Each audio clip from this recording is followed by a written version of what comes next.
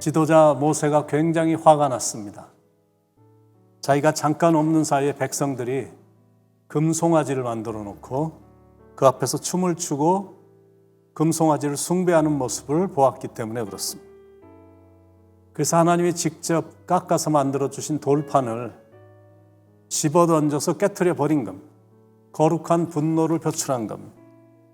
그 모습을 보신 하나님께서 모세에게 이렇게 말씀을 하셨습니다. 1절, 2절. 여호와께서 모세에게 이르시되 너는 돌판 둘을 처음 것과 같이 다듬어 만들라. 내가 깨뜨린 처음 판에 있던 말을 내가 그 판에 쓰리니 아침까지 준비하고 아침에 시내산에 올라와 산 꼭대기에서 내게 보이되. 돌판 돌을 처음 것처럼 다듬어 만들라라는 겁니다. 그러면 거기에 하나님께서 다시 똑같은 내용을 쓰시겠다라는 겁니다. 그리고 나서 모세를 시내산으로 두 번째 부르시는데 이번엔 모세 혼자만 올라오라라고 말씀을 하셨습니다. 3절에 아무도 너와 함께 오르지 말며 온 산에 아무도 나타나지 못하게 하고 양과 소도 산 앞에서 먹지 못하게 하라. 그래서 하나님이 명하신 대로 아침에 일찍 일어나 잘 깎아서 만든 돌판을 들고 이제 홀로 산에 올랐습니다. 4절에 모세가 돌판 둘을 처음 것과 같이 깎아 만들고 아침에 일찍 일어나 그 두 돌판을 손에 들고 여호와의 명령대로 시내산에 올라가니 모세가 이제 시내산에 올라가자 하나님께서 구름 가운데 강림하셨고 모세와 함께 서서 당신의 이름을 선포하셨습니다. 5절로 7절에 여호와께서 구름 가운데 강림하사 그와 함께 거기 서서 여호와 이름을 선포하실세 여호와께서 그의 앞으로 지나시며 선포하시되 여호와라 여호와라 자비롭고 은혜롭고 노하기를 더디하고 인자와 진실이 많은 하나님이라 인자를 천대까지 베풀며 악과 과실과 죄를 용서하리라. 그러나 벌을 면제하진 아니하고 아버지의 악행을 자손 3, 4대까지 보응하리라. 여기까지는 참 좋았는데 그런데 이제 그 다음 말이 걸리는 거예요. 그러나 벌을 면제하지는 아니하고 아버지의 악행을 자손 3, 4대까지 보응하리라. 그러니까 이제 두 가지 의문이 생기는 겁니다. 인자를 천대까지 베풀며 악과 가실과 죄를 용서하리라. 그러나 벌을 면제하지는 아니하고 아버지의 악행을 자손 3, 4대까지 보응하리라. 그러니까 인자는 천대까지 베푸시고 아버지의 악은 자녀손 3, 4대까지 보응하신다. 그 마음에 아주 의문이 생기는 그런 말씀이 나옵니다. 질문이 나오죠. 대체 어떤 사람에겐 용서를 하시고 어떤 사람에겐 벌을 내리신다는 것일까? 답입니다.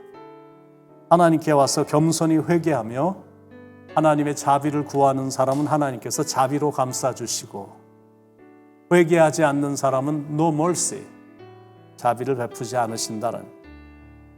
성경에 참 은혜로운 말이 하나가 나오는데 그건 뜻을 돌이키사라는 말입니다. 출애굽기 32장 14절에 여호와께서 뜻을 돌이키사 말씀하신 화를 그 백성에게 내리지 아니하시니라. 요나서 3장 10절에 하나님이 그들의 행한 것 그 악한 길에서 돌이켜 떠난 것을 감찰하시고 뜻을 돌이키사 그들에게 내리라 말씀하신 재앙을 내리지 아니하시니라. 예레미야 18장 8절에도 만일 내가 말한 그 민족이 그의 악에서 돌이키면 내가 그에게 내리기로 생각하였던 재앙에 대하여 뜻을 돌이키겠고 예레미야 26장 3절에 그들이 듣고 혹시 각각 그 악한 길에서 돌아오리라. 그리하면 내가 그들의 악행으로 말미암아 그들에게 재앙을 내리려 하던 뜻을 돌이키리라. 시편 106편 45절 그들을 위하여 그의 언약을 기억하시고 그 크신 인자하심을 따라 뜻을 돌이키사. 요엘서 2장 12절 13절에도 여호와의 말씀에 너희는 이제라도 금식하며 울며 애통하고 마음을 다하여 내게로 돌아오라 하셨나니 너희는 옷을 찢지 말고 마음을 찢고 너희 하나님 여호와께로 돌아올지어다. 그는 은혜로우시며 자비로우시며 노하기를 더디하시며 인애가 크시사 뜻을 돌이켜 재앙을 내리지 아니하시나니.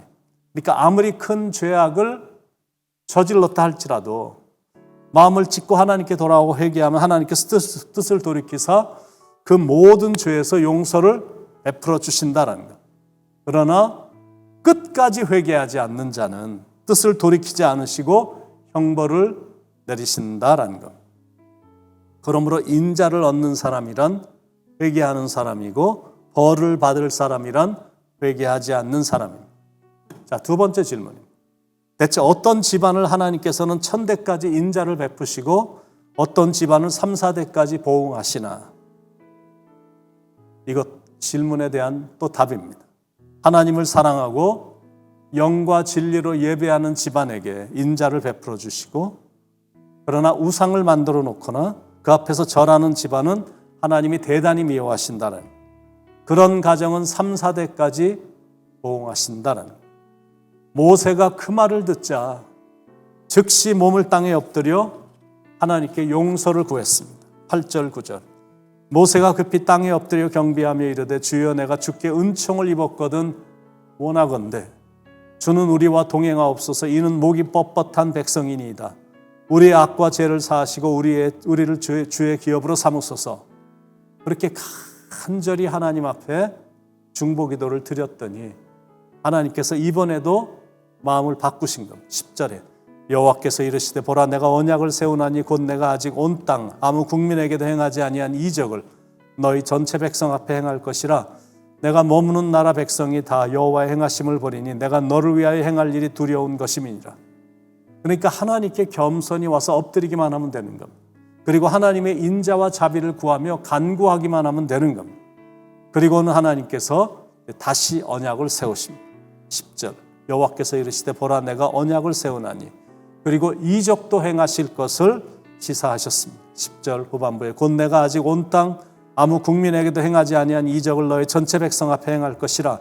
내가 머무는 나라 백성이 다 여호와의 행하심을 보리니 내가 너를 위하여 행할 일이 두려운 것입니다.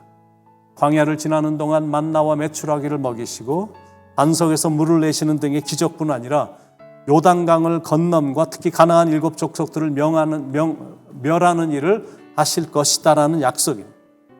하나님이 이거 다 해주시겠다라는 거죠. 그러나 몇 가지 조건이 있는 겁니다. 첫 번째는 말씀에 순종하라라는 조건입니다. 11절에 너는 내가 오늘 내게 명령하는 것을 삼가 지키라. 보라 내가 내 앞에서 아모리 사람과 가나안 사람과 헷 사람과 브릿 사람과 히윗 사람과 여부 사람을 쫓아내리니 삼가 지키라. 그리하면 쫓아내리니. 조건적입니다. 두 번째는 이방인들과 언약을 세우지 말라라. 12절에 너는 스스로 삼가 내가 들어가는 땅의 주민과 언약을 세우지 말라. 그것이 너에게 올무가 될까 하노라. 내가 들어가는 땅의 주민들과 이 언약을 세우지 말라는. 왜냐하면 그건 반드시 올무가 될 것이기 때문이다라는. 이게 조건적입니다. 세 번째, 이방 신들의 제단을 헐라라는. 13절 너희는 도리어 그들의 제단들을 헐고 그들의 주상을 깨뜨리고 그들의 아세라상을 찍을지어다. 하나님은 그만큼 우상을 역겨워하시고 미워하십니다. 그래서 보는 즉시 당장 없애버리라는, 우상의 잔재나 부적 같은 것도 당장 없애버리라는, 뭔가가 남아있으면 안 되는. 네 번째 조건은 다른 신들에게 절하지 말라라는. 14절 너는 다른 신에게 절하지 말라. 여호와는 질투라 이름하는 질투의 하나님이라.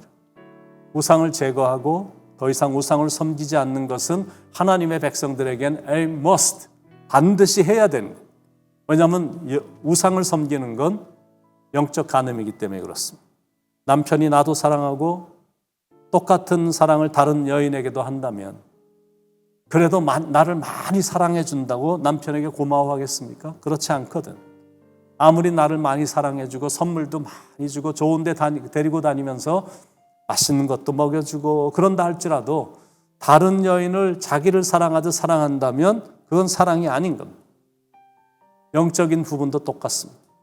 하나님은 우리가 하나님만 섬기고 하나님만 사랑하기를 원하신다는 다섯 번째 조건. 이방 나라 여인들을 아내로 삼지 말라라는 16절 17절 또 내가 그들의 딸들을 내 아들들의 아내로 삼음으로 그들의 딸들이 그들의 신들을 음란하게 섬기며 내 아들에게 그들의 신들을 음란하게 섬기게 할까 함이니라. 너는 신당들을 부어 만들지 말지니라. 가나안 원주민들과 언약하지 말아야 되는 이유는 결혼이라는 걸 통해서 이렇게 같이 커넥션을 갖는다라는 거는 결국 그들의 종교에 물들게 되거든. 특히 젊은 자녀들이 철이 없어 그들의 외모만 보고 사랑에 빠져서 결혼을 해버리면 종교적인 혼합, 또 신앙적인 혼잡함, 또 부패와 음란함이 생기게 되기 때문에 하나님께서 절대 허용을 안 한 겁니다. 하나님의 백성들이 됐으니 하나님의 백성답게 순결하고 온전한 삶을 살으라라는 겁니다.